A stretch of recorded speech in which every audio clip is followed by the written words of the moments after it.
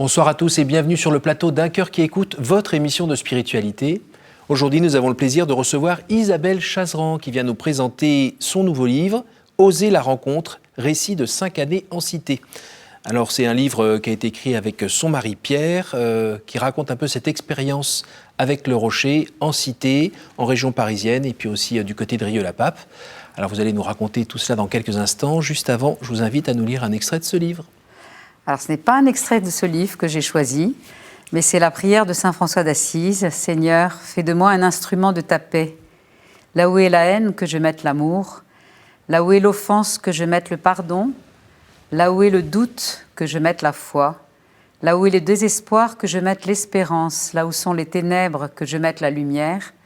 Là où est la tristesse, que je mette la joie. Ô Seigneur, que je ne cherche pas tant à être consolé qu'à consoler, à être compris qu'à comprendre, à être aimé qu'à aimer. Car c'est en donnant qu'on reçoit, c'est en pardonnant qu'on est pardonné, et c'est en mourant qu'on ressuscite à la vie éternelle. » Dans cette belle prière, quel est le passage qui vous touche le plus ? Il y en a plusieurs. C'est le thème de la paix, de l'espérance et de la lumière et de la joie aussi, en fait, tous, c'est le pardon. Je crois qu'elle me touche d'un bout à l'autre. Et qu'elle est un beau programme de vie, déjà, et un beau programme aussi, enfin un beau programme, une belle illustration de ce que fait le Rocher. D'ailleurs, on l'avait affiché dans le hall du Rocher au Murau. Et elle a quelque chose de très universel, donc on accueillait surtout des familles musulmanes et ça n'a jamais posé aucun problème, cette invitation à la paix. Alors, il faut qu'on situe un petit peu d'où vous venez, parce que cette expérience au Rocher, elle ne s'est pas passée il y a 45 ans. Hein. Non. Elle s'est passée il y a très peu de temps, en fait. Oui. Et vous étiez déjà à la retraite avec votre époux. Oui. Donc, est-ce que vous pouvez nous raconter un petit peu ce qui s'est passé avant, d'où vous venez, Oui. qu'on sache un peu à qui on a affaire? Voilà. Alors moi, je viens d'une famille catholique.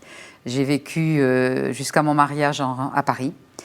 Et j'ai eu la chance d'avoir des parents qui, je dirais avec leurs limites, avec leurs failles, comme on en a tous, essayaient de mettre leur vie en conformité avec leur foi. Mmh. Et donc, ça a été pour moi un bel exemple, celui de mes parents, celui de mes grands-parents. Et je dirais que la foi m'a toujours habitée, même s'il y a des périodes où c'est plus difficile, notamment à l'adolescence, il y a des moments de révolte. Beaucoup aussi des moments de vide, enfin peut-être pas de vide, je pense que la foi elle m'habitait, mais il y a quand même des moments, j'ai pas mal pratiqué les exercices de Saint-Ignace, et il me semble qu'il y a un terme pour ça, la désolation, voilà. Des moments de désolation, je pense qu'on en connaît dans tout parcours de vie beaucoup. Mmh. Et j'ai même rencontré un prêtre qui m'a dit que c'était l'état normal du chrétien, la désolation. Mais bon, il y a aussi eu des moments de consolation et puis des belles rencontres, et notamment, je pense aussi celle de mon mari, qui a été, qui est quelqu'un de très enthousiaste, de très joyeux aussi, et qui m'a tiré à sa suite vers de nouveaux horizons. Et lui, il vient d'où ?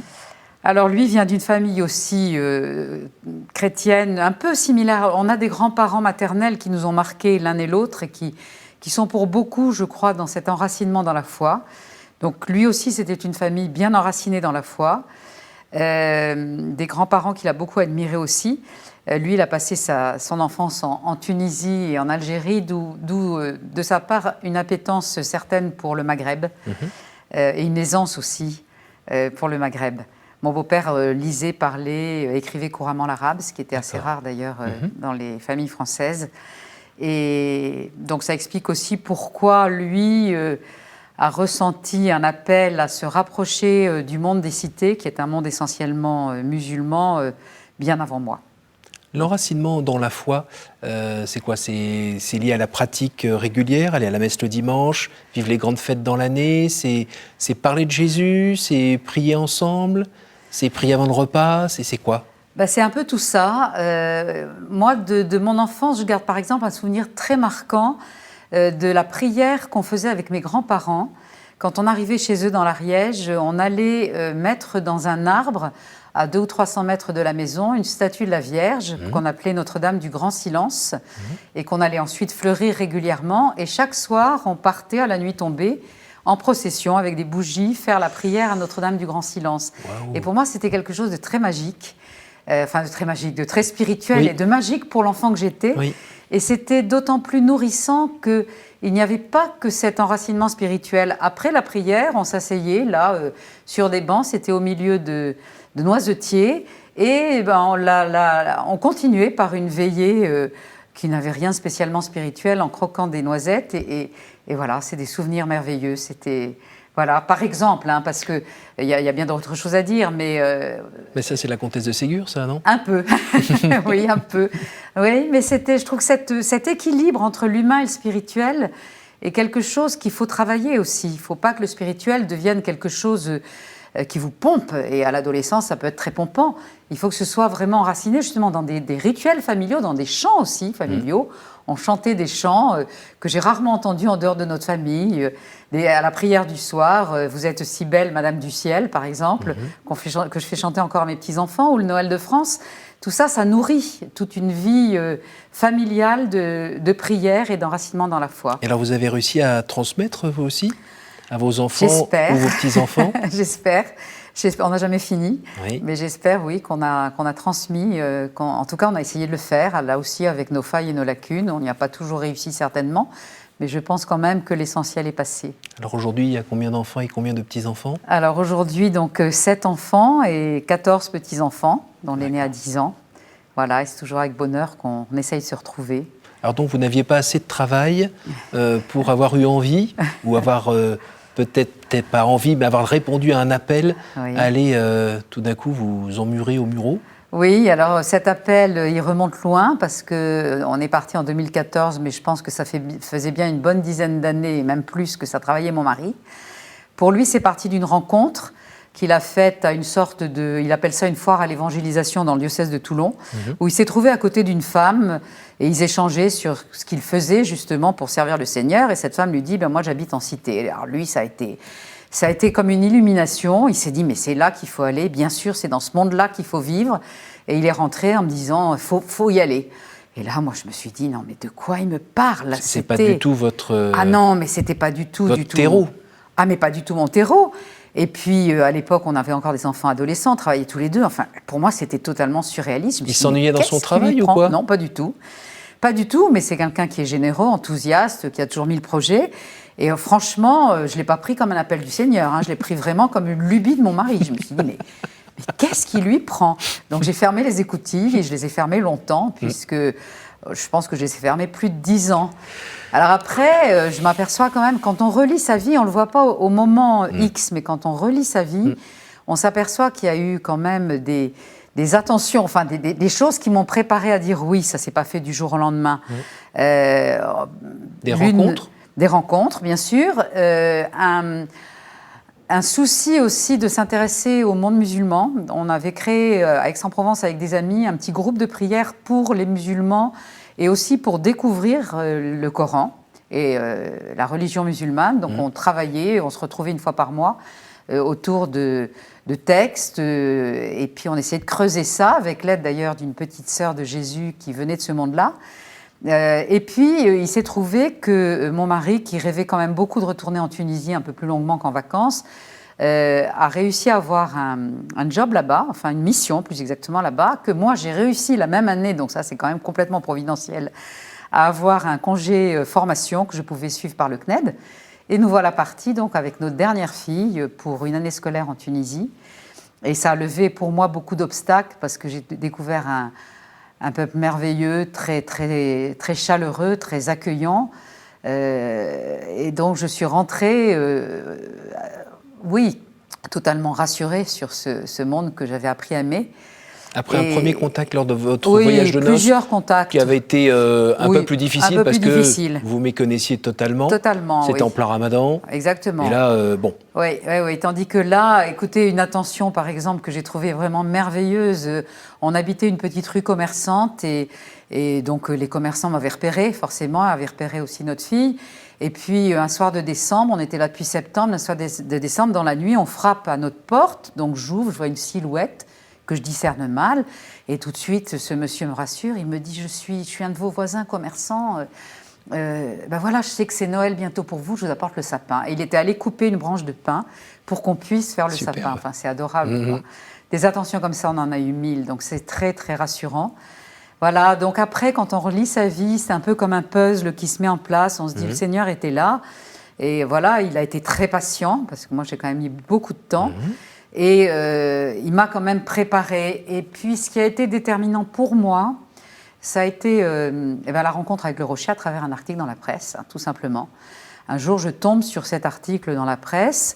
Je me dis, mon Dieu, mais il existe une association chrétienne, parce que ça, catholique, c'était important pour nous, qui envoie des volontaires vivre dans les cités. Donc, ça veut dire que si on partait, parce qu'il y avait encore beaucoup de si, ce serait avec une équipe, on serait encadré, on serait préparé, ça change complètement la donne. Oui. Et alors là, cerise sur le gâteau, je commence à lire l'article et je m'aperçois que la cité dont il était question à Marseille portait le nom qu'on avait donné, nous, à la maison où on avait élevé nos enfants. Bon, c'est une maison qu'on n'habitait plus, on l'avait revendue. Enfin, c'était la maison quand même du bonheur, quoi. Campagne L'Évêque, en plus, c'est pas un nom très banal. Et là, donc, mais c'était gros comme clin d'œil là. Ah, mais énorme. Alors c'est drôle parce que pour mon mari, ça lui a fait aucun effet. Mais alors moi, ça a été. Je me suis dit, j'ai quitté cette campagne L'Évêque où on a élevé nos enfants et le Seigneur m'en redonne une autre à travers le Rocher. Et j'y ai vu vraiment un signe, oui. Donc ça, à partir de ce moment-là, je me suis dit, allez, faut que tu ouvres ton cœur. Oui, ce qui a un petit peu dérouté votre mari, hein, quand on voit dans le livre, oui. qu'est-ce qu'elle a le soleil a tapé ou... Oui, mais vous savez, dans la vie conjugale, je m'aperçois que très souvent, quand il y en a un qui tire, il y a l'autre qui freine. Et là, c'est vrai qu'à ce moment-là, c'est plutôt moi qui ai tiré, mon mari qui a freiné. Alors que dans l'ensemble, c'était plutôt le contraire. Alors moi, ce que j'ai aussi... vous écrivez bien, hein, quand on lit le livre, on est à côté de vous, on suit l'aventure, on a toutes ces rencontres, on arrive à vivre un peu cette expérience. Et là, quand même, le premier jour, quand vous voyez arriver, monter la cage d'escalier, et tout d'un coup, vous arrêtez en train de grimper en disant qu'est-ce qu'on fait là ? Mais qu'est-ce qu'on fait là ? Qu'est-ce qu'on fait là ? Des odeurs de nourriture très exotiques, plus les odeurs de poubelle, un peu d'égout. Tout d'un coup... Oui, il y a un moment quand même... Oui, il y a des moments difficiles comme celui-là. Heureusement, ça ne dure pas. Voilà. Et en général, c'est coupé par votre nom, votre prénom plutôt, qui est dit en général par la voix d'un enfant avec un grand sourire comme ça. Et vous dites à chaque fois que c'est ça. C'est la lumière. C'est la lumière. Et toutes les peurs, les angoisses, les inquiétudes, les dégoûts, pouf, ça s'envole. Il y a cette rencontre, cette relation, cette fraternité. Exactement. Ce besoin. Oui. Et puis ces enfants, et puis ces gens qui nous ont très vite accueillis et acceptés. Et qui, du coup, chaque fois qu'il fallait revenir, par exemple, après des vacances, nous lançaient un « Ah, Isabelle et Pierre, ça fait plaisir de vous revoir ici. On était tristes de ne pas vous voir. Ça fait plaisir de revoir vos visages. » Et ça, c'est complètement réconfortant. C'est même magique. Alors, le côté un peu comtesse aux pieds nus qui se retrouve dans la zone, ça fait que vous avez dû un peu pleurer quand même, non ? Oui, alors oui, il y a eu des moments de découragement. Il y a eu ça, effectivement ce premier contact avec notre cage d'escalier où je me suis demandé ce que je faisais. J'étais crevée et puis bon, c'est quand même un peu dur. Mais ça passe toujours. Il y a eu des moments aussi avec Pierre, on s'est dit qu'est-ce qu'on fait là ? Mais toujours un petit clin d'œil, un petit signe pour nous dire allez, vous découragez pas. Vous semez, et puis bon, après c'est le Seigneur qui récolte, on ne sait pas très bien. Il y a une forme de gratuité dans ce que fait le Rocher, de présence vraiment gratuite au cœur des quartiers. Et puis, on ne sait pas très bien ce qu'on y fait, mais on y est. Donc, ce n'est pas annoncer qu'un porte-voix la bonne nouvelle, c'est être présent, vivre en chrétien. C'est ça. Et puis, aimer son prochain. C'est ça, exactement. Essayer de le comprendre. C'est ça. Et de ne pas répondre aux provocations. Qui sont rares. Qui sont rares. Oui. Participer à la vie. Oui. Puis avancer jour après jour, tout doucement. Tout doucement. Mais ce qui est marrant, ce qui est assez fascinant, c'est que ce n'est pas juste un week-end, ce n'est pas 15 jours, c'est même pas 1 an, c'est 5 ans. Oui, mais c'est 5 ans parce qu'on l'a bien voulu. 5 ans de votre vie, quoi. Oui. C'est 5 ans parce qu'on l'a bien voulu. Au départ, moi, j'avais compris que le Rocher nous demandait un engagement de 2 ans. Mon mari avait compris un engagement de 3 ans. On s'est un peu chipoté là-dessus. Et puis, en fait... c'est ça, 3 plus 2, ça fait 5. C'est ça. À la fin de la 2e année, on ne se sentait absolument pas prêt à rentrer. Donc, la 3e année nous a paru tout à fait naturelle.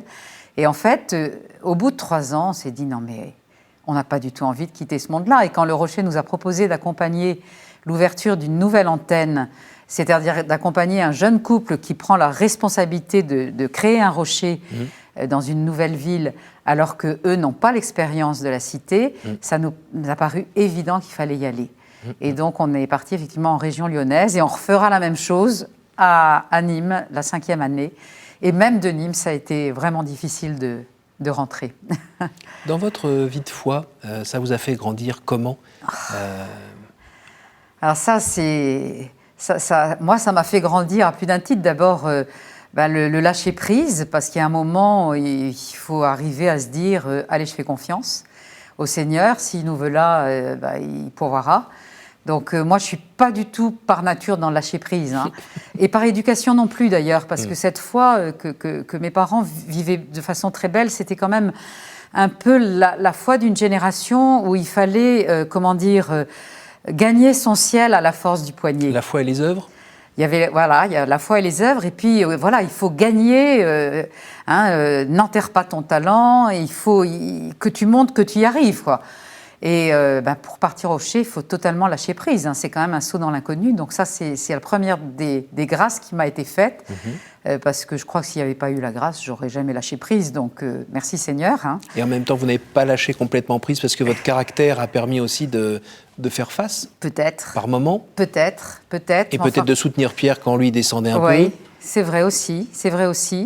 Et puis alors la deuxième grâce qui nous a été faite, c'est que nous, quand on a découvert le rocher, on connaissait très mal la communauté de l'Emmanuel. Bon, bien sûr, on connaissait un peu les chants de l'Emmanuel. On aimait bien aller à une messe où il y avait des chants de l'Emmanuel parce que c'était joyeux, c'était vivant. Mais on connaissait peu les chants de l'Emmanuel. On n'était jamais allé à Paray-le-Monial. On y est allé quand même 1 an avant de s'engager au rocher. Et c'est vraiment par le rocher qu'on a connu l'Emmanuel. Et au départ, quand on nous a demandé de vivre de la spiritualité d'Emmanuel, c'est-à-dire d'avoir quotidiennement avec l'équipe un temps de prière assez nourri, hein, c'est la prière, c'est la louange, c'est l'adoration, c'est la messe quotidienne, c'est la maisonnée 1 fois par semaine, c'est l'accompagnement, ce sont les week-end co. Mon mari m'a dit, mais attends, on est tombé dans une secte ou quoi? Enfin, il était assez réticent. Hein. Et puis au bout d'1 an, on s'est rendu compte qu'on n'aurait pas tenu le coup sans ça. On n'aurait pas tenu le coup. Oui. Qui permettait de raconter un peu ce que vous viviez, que vous ne pouviez pas raconter aux gens sur place. Tout à fait. La prière qui fonde l'action. Mais complètement. Et ce n'est pas juste des mots, hein, là, vous pouvez leur en témoigner ici. Voilà, et nous qui avions beaucoup de mal à nous engager, on avait essayé d'élever nos enfants en leur montrant que dans l'Église, il y avait une diversité de familles religieuses, et donc ils avaient un peu tâté à tout, et en fonction, je dirais, de leur sensibilité personnelle, on les avait laissés s'avancer plus ou moins loin dans le scoutisme. Je sais pas, il y avait l'Opus Dei, il y avait les missionnaires Notre-Dame-des-Neiges, il y avait toutes ces spiritualités qui les ont nourris et qui nous ont un peu nourris, mais de loin. Nous, on s'engageait jamais. Ah oui. Hein. On avait peur, en fait, je pense. Hein. Et au bout d'1 an, on s'est dit non, quand même, là, on est arrivé au port. On a eu vraiment l'impression d'être arrivé au port.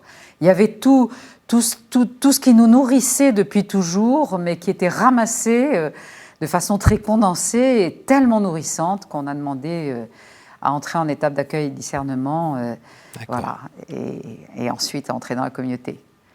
L'expérience à nouveau en cité, ça vous a permis, vous, de voir un peu plus la réalité autrement qu'à travers des reportages écrits ou à la télévision, donc de voir un peu plus ce qui se passe en vrai avec on va dire, des vrais gens. Tout à fait. Vous, j'imagine que, qu'on le veuille ou non, quand on vit en société, on porte parfois un semblant de masque social qui permet d'avoir la paix.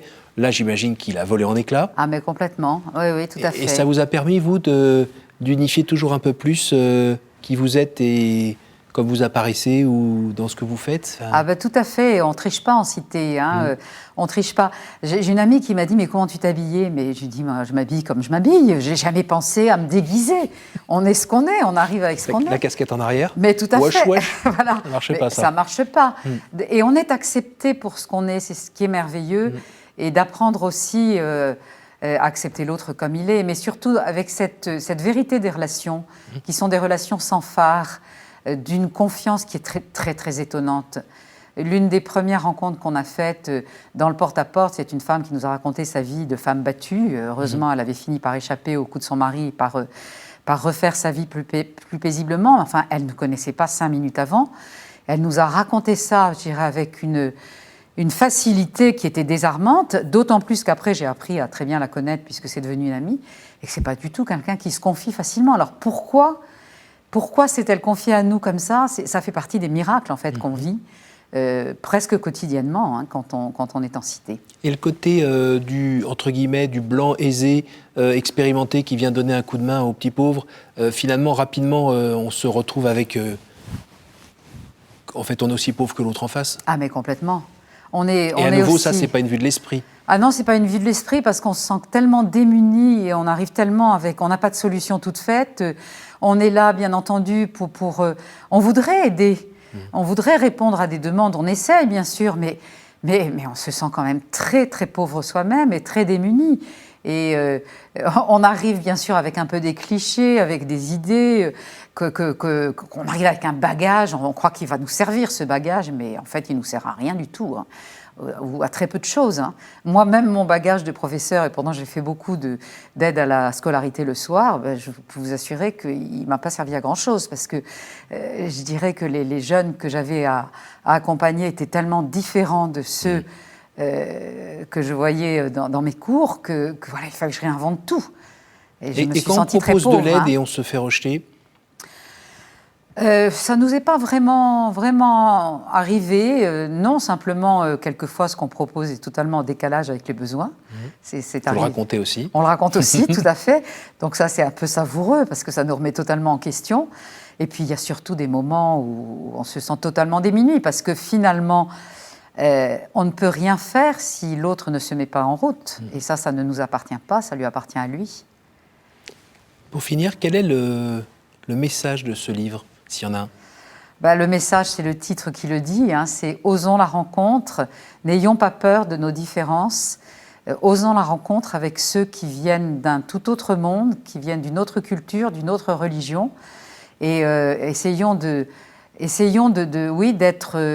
des ponts entre des mondes qui ont tendance à s'ignorer et qui ont peur l'un de l'autre, parce que nous avons peur des cités, mais dans les cités, j'ai rencontré des gens qui avaient très très peur du monde d'où je viens. Parce qu'on ne se connaît pas ? Parce qu'on ne se connaît pas, tout à fait, et qu'on a toujours peur d'être jugé par l'autre.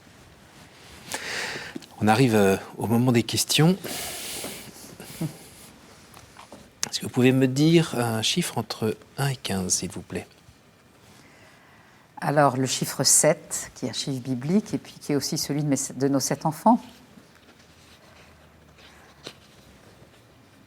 On va voir si... Quelle est la pire idée fausse qu'on se fait sur Dieu, selon vous ? La pire idée fausse qu'on se fait sur Dieu, selon moi, je pense que c'est le père Fouettard qui a fait tellement de mal, parce que moi j'ai rencontré des gens qui avaient vraiment cette image d'un père Fouettard. Dieu était le père Fouettard, c'est affreux. Alors qu'il est le père de toute miséricorde. À nouveau, entre 1 et 14 ? Allez, le chiffre 2, le chiffre du couple. Quelle est la vertu qui vous manque et à laquelle vous aspirez ? Alors ça, c'est la patience. Mais j'ai vraiment tellement l'impression que la vie n'est qu'une école de la patience, enfin, est avant tout une école de la patience. En tout cas, la vie conjugale et la vie de parents et même de grands-parents. Donc Pierre serait d'accord ? Oui, je pense qu'il sera d'accord. Moi, je pense que j'ai quand même pas mal appris, hein. Mais bon, il me reste un sacré bout de chemin à faire. Entre 1 et 13 ? Entre 1 et 13, allez, 12. Quelle image vous faites-vous du paradis ? Ça, c'est compliqué. Dans la Bible, l'image du banquet et l'image de la fête revient souvent. Mais pour moi, ça reste quelque chose d'un peu abstrait, le paradis. Parce que je me dis qu'on sera hors de l'espace et hors du temps, mais qu'est-ce que ça veut dire être hors de l'espace et hors du temps ? Ça échappe complètement à la connaissance humaine. Quelquefois, moi, ça m'arrive d'être très angoissée, même par la perception de l'éternité, je dirais. Ça me donne un vertige qui crée une angoisse. J'ai un de mes fils qui vit la même chose de temps en temps, donc on se comprend bien. Et voilà, alors je me raccroche à l'idée du banquet et de la fête. Et puis à l'idée aussi des retrouvailles avec ceux qu'on a aimés. Éventuellement Dieu pas trop loin ?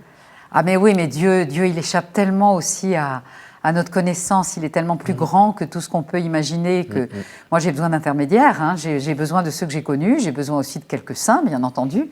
Et j'ai besoin de retrouver des visages... et puis le visage du Christ ou le visage de la Vierge qui sont quand même plus proches que le Dieu trinitaire qui me paraît tellement inaccessible. Merci beaucoup Isabelle.